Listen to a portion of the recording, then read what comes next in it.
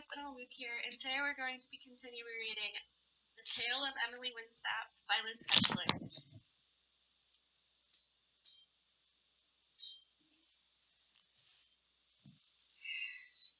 Salem has a fascination with plastic bags. Alright. Chapter 9. I don't know how long I looked at the file. I realized at some point that my hand had almost gone numb from clutching it so tightly. What is it? Shona came to look over my shoulder at the files. That's when I noticed another one at the bottom of the chest. I reached down to get it. It had my mom's name on it. Below that was another. I almost didn't dare to look. I shut my eyes, and as I picked it up, when I opened them, I was looking at a name I'd been dreaming about for weeks. For a week. Jake Windsnap. I traced the words with my fingertips. Jake Windsnap. I said his name over and over, wondering if there was any way it could be a mistake, or a practical joke or something. Jake is my father, I said out loud. Of course he was. I'd known it in my heart for the very first time I'd heard his name. It just took seeing it in writing to convince my brain. I opened the file, my hands shaking so much I almost dropped all its contents. The sheet inside it were plastic, and they all had the pitchfork image at the top, Neptune's trident. But what in shark's name does Mr. Beeston have to do with all of this? Shona asked. Maybe he knows where my dad is, after all. I mean, if they were best friends, maybe he's trying to help him. Maybe they've been in touch all along. My words came out in a rush, none of them convincing me, or Shona, by the look on her face. There's only one way to find out, she said. I held the files out in front of me. Once I'd looked inside, there would be no going back. I couldn't pretend I hadn't seen whatever was in there. Maybe I didn't want to know. I pulled at my hair, twisting it around and around. I had to look. Whatever it said, I needed to know the truth. I opened the file with my name on it. A scrappy bit of paper with a handwritten note scrawled across it fell on the floor. I picked it up, Shona looking over my shoulder as I read it. EW1, all clear, nothing to report, no merging identified, positively negative 50 chance, scale detection nil. What in the ocean is that supposed to mean? Asked Shona. I shook my head, pulling a bigger sheet out of the file. EW8, moment of truth. Subject has requested swimming lessons again. CMPW file for cross-reference. CFB present to witness request. Denied by mother. Unlikely to be granted in near future, needs careful attention. Almost certainly negative merging, but experiment must not be abandoned. Continued observation priority. Subject, I spluttered. Is that me? Shona winced. Careful watch? Had he been stalking me? What if he was watching us now? I shuddered and swam over to close the door. A lone blue fish skimmed into the room, and over my head as I did. We scanned the rest of the file. It was all the same. Subject and initials and weird stuff that didn't make sense. I picked up my mom's file. MPW 0. Objectives. MPW, greatest risk to Merworld detection, constant supervision by CFB. M-drug to be administered. Shona gasped. M-drug? I know what that is. They're wiping her memory. What? Who is? Mr. Beeston. He must work for Neptune. Work for Neptune? But how? Then he'd be he can't, can he? Shona rubbed her lip. They usually send people away after they've been memory wiped. Why? It can wear off if you go near merfolk areas. We learned all about it in science last term. So you think they did it to my mom? They probably still are. One dose is usually enough for one-time incident, but not for a whole series of memories. And they must be topping it up somehow. Topping it up, I thought about all Mr. Beeston's visits. He wasn't lonely. He was drugging my mom. We looked all the way through Mom's file, page after page, noting her movements. He'd been spying on us for years. I feel sick, I said, closing the file. Shona picked up Jake's file. There was a note stuck on the front with something scribbled on it. East Wing E93. We read in silence. JW3, bad influence. JW continuing to complain about sentence. Stolen and difficult. JW8, improvement. Subject has settled into routine of prison life, behavior improved. JW11, isolation. Operation Desert Island discussed openly by prisoner. Isolation 3 days.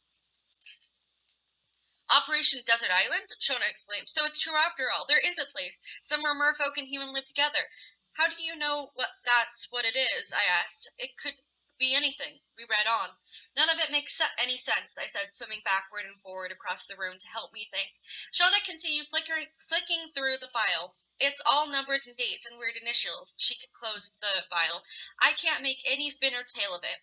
She grabbed another file from the chest. Listen to this, she said. Project Lighthouse. CFB to take over Brightport Lighthouse until completion of Windsnap project. Windsnap problem.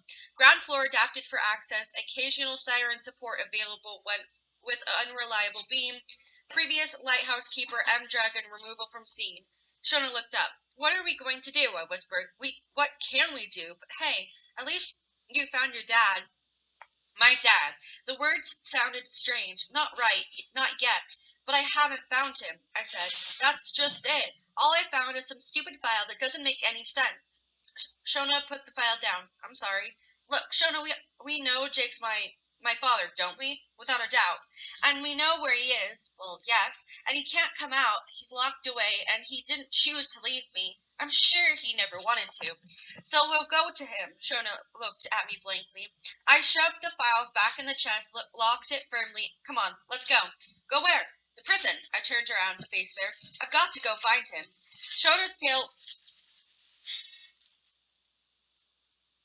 What is your fascination with plastic bags? Why do you want to be in it all the time?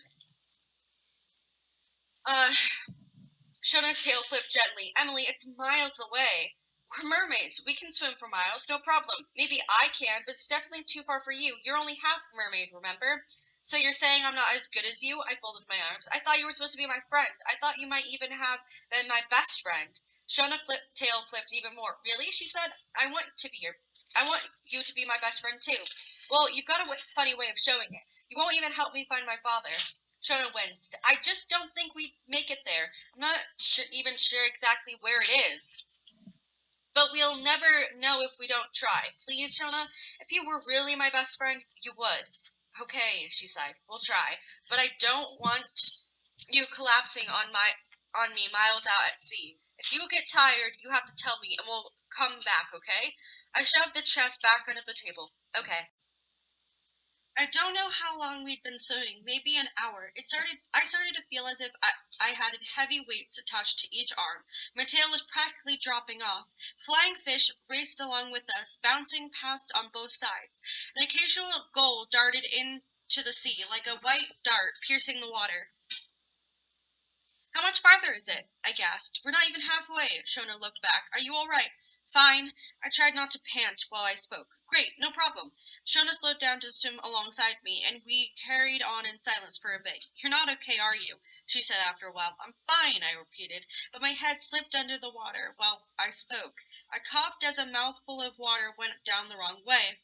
Shona grabbed me. Thanks. I wriggled away from her. I'm all right now. She looked at me doubtfully. Maybe we could both do with the rest, she said. There's a tiny island about 5 minutes swim from here. It's out of our way, but it would give us a chance to get our breath back. Okay, I said. If you really need a rest, I don't mind. Fine. Shona swam off again. Follow me. Soon we were sitting on an island, barely larger than the flat rock that had become our meeting place. It was hard and gravelly, but I lay down the second I dragged myself out of the sea, the water brushing against me as my tail turned back into legs. It seemed only seconds later that Shona gently shook my shoulder. Emily, she whispered, you'd better get up. It's starting to get light.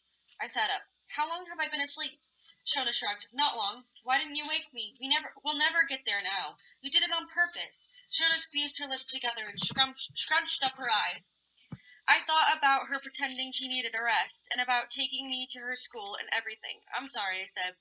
I know why you did it. It's too far. It's probably even too far for me, never mind you.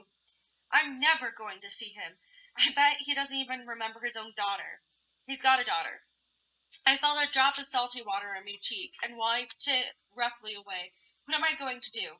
Shona pulled her arm around me. I'm sorry, she said. I'm sorry too. I shouldn't have been mean to you. You've been amazing, really helpful. Shona made a face at me as if she was trying not to smile but couldn't stop, a little grin from slipping out through her frown. And I know you're right, I said. There's no way I could get there tonight, not if we're only halfway. Not even that. Look, she pointed out to the horizon. See that big cloud that looks like a whale spurting water with that little starfish-shaped one behind it? I looked up at the sky. Yeah, I said uncertainly. Just below that, where the sea meets the sky, it's lighter than the rest of the horizon. I stated the horizon. It looked an awfully long way away. That's it, the Great Murmur Reef. It's like a huge wall, bigger than anything you've ever seen. It's your life, made of rocks and coral and every shape and color you could imagine. And then, about 100 more, the prison a mile beyond it. You have to go through the reef to get there. My heart felt like a rock itself, dropping down to the bottom of the sea. Shona, it's absolutely miles away. We'll work something out, Shona said. I promise. Then she scrambled around among the rocks and picked up a couple of stones. She handed one to me. What's this? I looked at the stone. They're friendship pebbles. They mean that we're best friends, if you want to be. Of course I want to be. See, they're almost exactly the same. She showed me her pebble. We each keep ours on us at all times. It means we'll always be there for each other. Then she said, more quietly, and it's also a promise that we'll find your dad. I washed my pebble in the water. It went all shiny and smooth. It's the best present anyone's given me. Shona slipped hers into her tail, and I put mine in my jacket pocket. I didn't want it to disappear when my legs returned. I looked at the patch of light that was spreading and growing across the horizon. Come on, Shona slid back into the sea. We better get going. We slowly made our way back to Rainbow Rocks. See you Sunday? I asked as we said goodbye. Shona's cheeks reddened as a touch. Can we make it Monday? I thought you couldn't get out on Mondays. I will. I'll make sure of it. It's just that the diving and dance display is Monday morning, and I don't want to be too tired for the triple flips. Monday night, then. I smiled. And good luck. By the time I got home, I was so tired I could have fallen asleep standing up, but my head was spinning with thoughts and questions and sadness, and I'd found out where my father was. But how would we ever get there? We really find him? It felt like I was losing him all over again. I virtually lost my mother as well. If only I could make her remember. As I tried to get to sleep, something Shona had said swam into the corner of my mind. Sometimes it doesn't work at all, especially if you go near merfolk areas. Of course, I knew exactly what I was going to do. Thank you for listening to Chapter 9 of The Tale of Emily Windsnap. Thank you. All the socials are down below via game tag. The other YouTube channel. Thank you for watching, and I'll look out. Peace.